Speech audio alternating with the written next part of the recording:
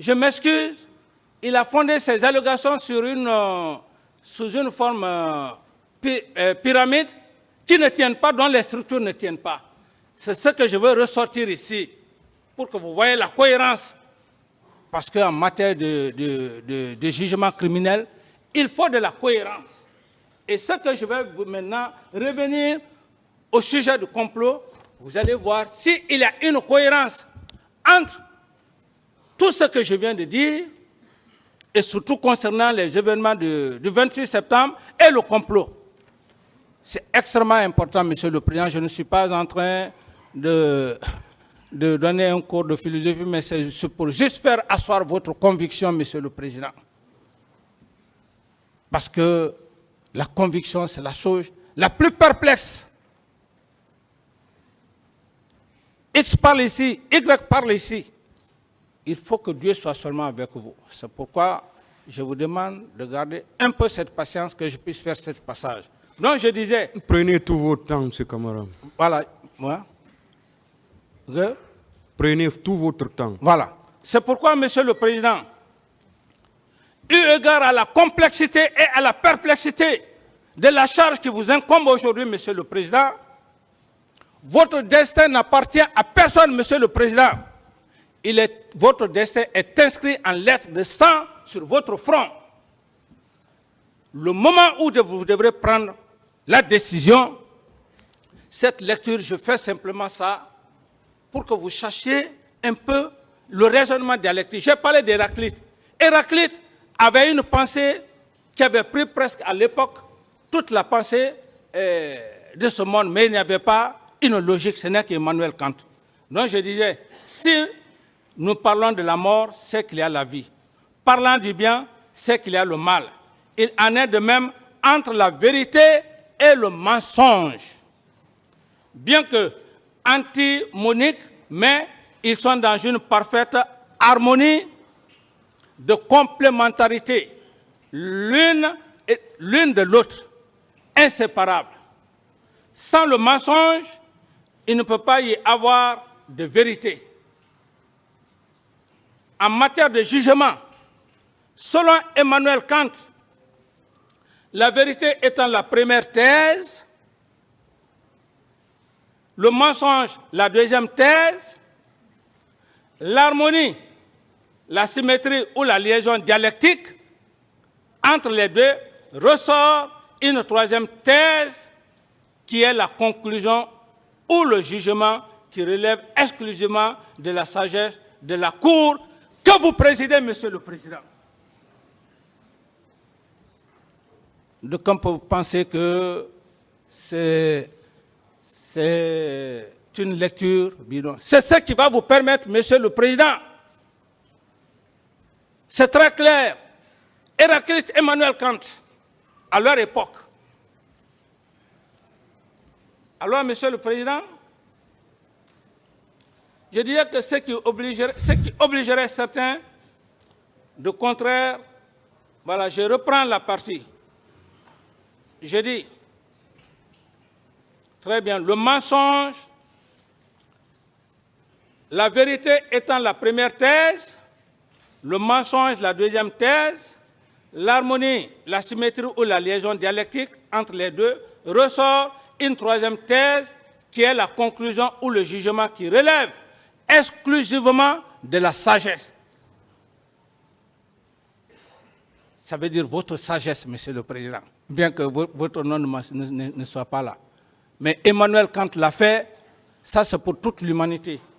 Et il dit encore, de la Cour qui consiste à faire connaître la raison qui gouverne, toute cette raison fait ressortir lui aussi son anti-raison qui est le tort, ce qui obligerait certains de reconnaître la souveraineté du peuple en lui demandant pardon. Alors, Monsieur le Président, la pensée d'Emmanuel Kant sur la loi de contraire s'étend sur tout au long de l'histoire des peuples et des nations en partant de la lutte des contraires ou la lutte des classes. Alors, Monsieur le Président, lorsque je vois M. Toumba venir devant cette barre, Monsieur le Président, pour dire que moi je dois venir demander pardon,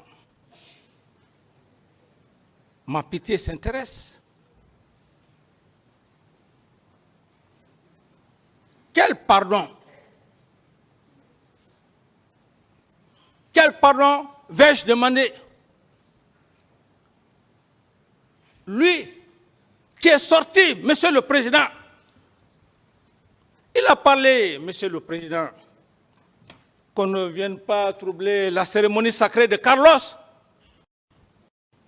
Je dis,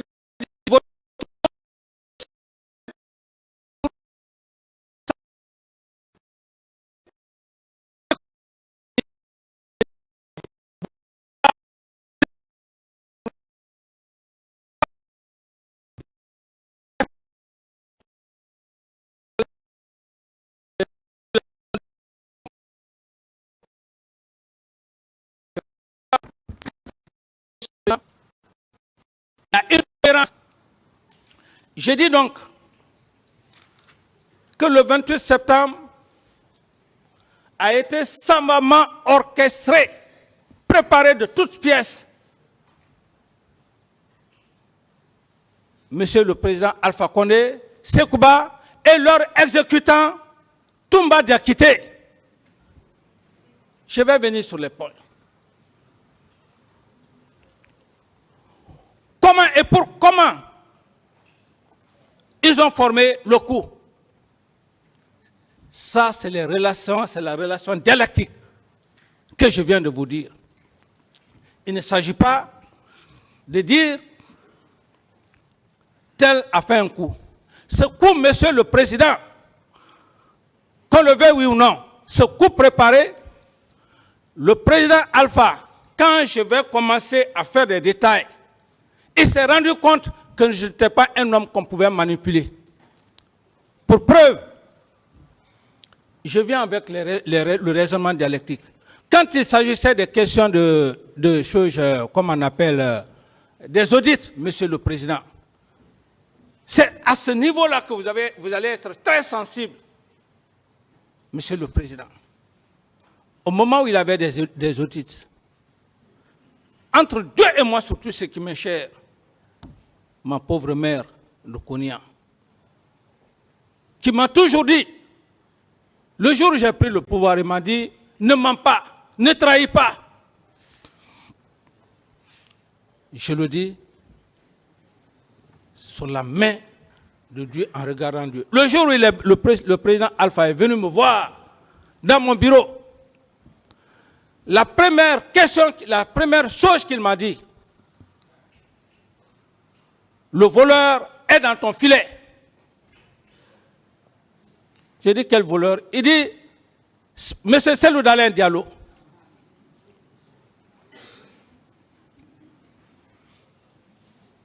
Qui va rester éternellement sur terre. Les Guinéens ont peur. C'est pourquoi, si les Guinéens n'ont pas le courage de dire la vérité, nous resterons là, ici.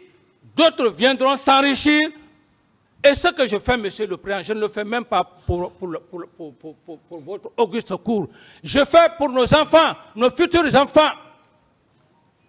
Je ne fais pas pour cette génération actuelle. Parce que c'est l'histoire. Il me dit ça. Bon, c'est vrai, il ne m'a pas parlé, honnêtement parlé de Sidia.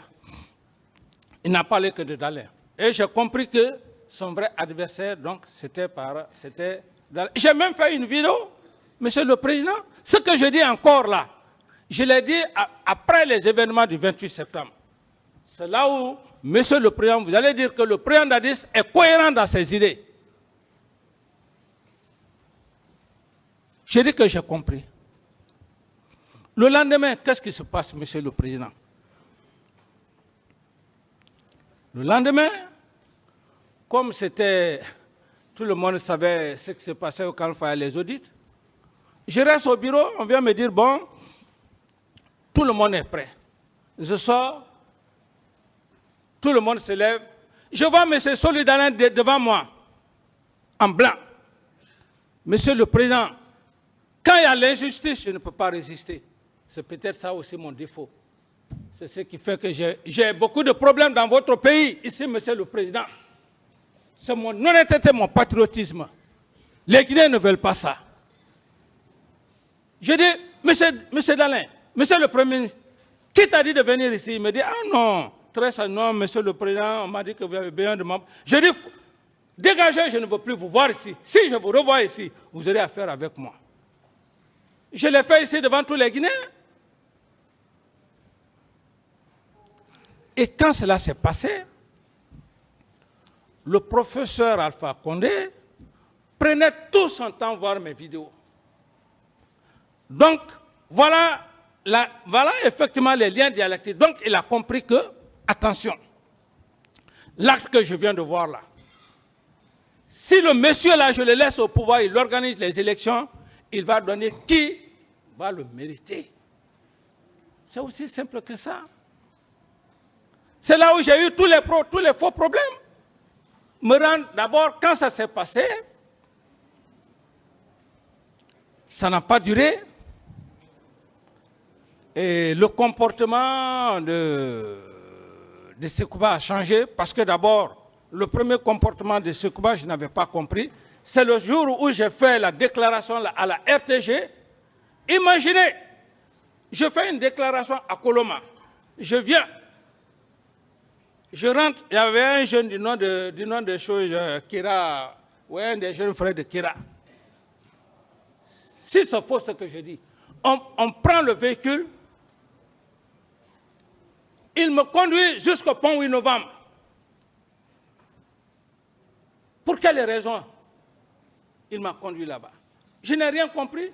Heureusement qu'on n'a pas trouvé des éléments qui étaient opposés à moi, le BASP. C'est là-bas ce jour on allait me liquider. Dieu faisant, on rentre au camp. Alors, malgré tout ça, c'était mon meilleur ami. Ceci étant, c'est quoi? Commencer maintenant, tout le monde même l'a dit ici, qu'il y a des moments quand je l'appelais, s'il me dit qu'il est ce Sekouba, je m'énervais. Je commençais à douter maintenant. Je commençais à douter. Et dans les explications de Toumba, là où, monsieur le Président, je n'avais pas besoin de dire tout ça là, toute cette vérité-là. Mais son attitude m'a obligé de dire la vérité. Il n'a pas seulement que le monopole, nous disons ce qui est réel. Donc, il était avec Sekouba, et là où il y a la raison, la liaison dialectique, monsieur le Président, que le 28 septembre était contre moi pour me faire quitter, je vais vous donner les raisons. 3 raisons qui sont très simples, monsieur le Président. La première raison, ils ont tenté, Sekouba et commandant Toumba, les deux, monsieur le Président, l'histoire est là, l'histoire est têtue. Le premier complot, c'était quoi? C'était de m'affaiblir. Puisque tout le monde savait que j'aimais beaucoup Toumba, j'ai pris Toumba, je l'ai mis au-dessus de tout le monde. J'ai pris Toumba, je l'ai mis au-dessus même de Coplan.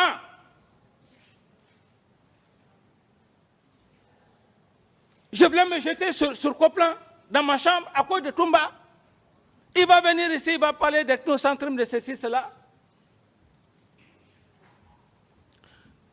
Le premier complot, c'était quoi, monsieur le Président? C'était de me faire un coup d'État. Mais pourquoi le coup d'État n'a pas marché, monsieur le Président? Il est très, très simple. Au sein de ce régiment, il y avait les hommes compétents du colonel Tebro, les forces spéciales. C'est moi-même qui ai donné ce nom-là. Ils étaient comme le jeune est habillé en body machin. C'est comme ça, ils étaient habillés, formés. Tebro avait ses hommes là-bas. Coplan, Claude Pivi avec ses hommes. Parce que pour faire un coup d'État, monsieur le Président, on ne fait pas un coup d'État pour mourir, hein? On fait un coup d'État pour réussir. Dès lors que tu vois qu'en faisant le coup d'État, tu vas échouer, tu ne vas pas tenter. Donc ils ont compris que même si Toumba pouvait me tuer dans ma chambre, je vous le dis, c'est la seule personne que je pouvais prendre ma douche, il est assis dans ma chambre. Je finis, je viens, je m'habille, on va. C'est dans ma chambre qu'ils devraient me tuer. Dans ma chambre, comme ils ont fait pour tant d'autres présidents. Mais, Monsieur le Président, c'est pourquoi je vous dis, faites asseoir votre conviction. Dieu là, Dieu est pour tout le monde. Le destin, si Dieu ne veut pas vous rappeler, quel que soit ce qui va se passer, c'est autre chose. Donc, je reviens encore sur les faits. Pourquoi cela a échoué? Ils ont tenté de faire ça. Comment?